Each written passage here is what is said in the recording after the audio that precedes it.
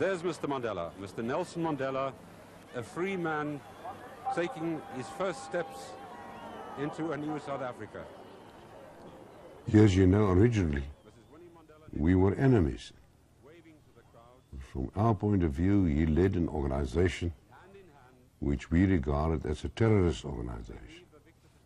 And they saw themselves as freedom fighters. Of course, all of that had to change. It is not always that simple and easy to change, mental attitudes, mindsets. But eventually it did change.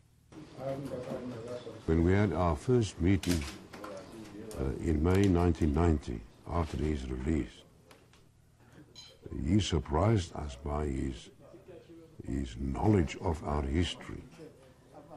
And he gave us an overview of Afrikaner history, of the Anglo-Boer War.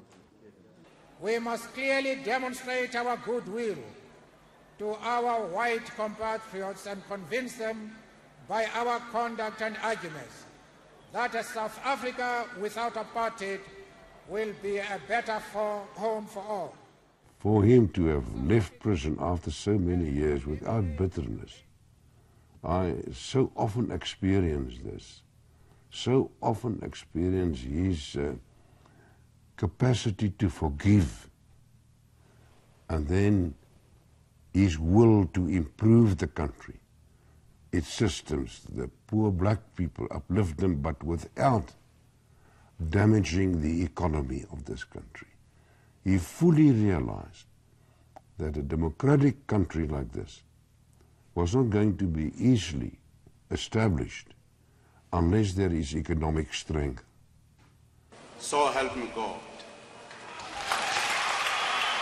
I think the present government is not true to his legacy.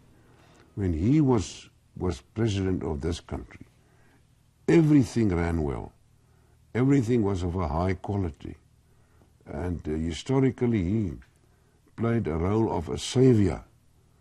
And as I said before, he was one of the few African leaders who stood up in meetings of African heads of state and said to them, look, you cannot forever blame colonialism. It is gone. As he said to me, Pik, we need each other to succeed. And if that message could again be implanted, could be accepted by the ANC, the country can find solutions. We need, black and white in this country need each other to succeed.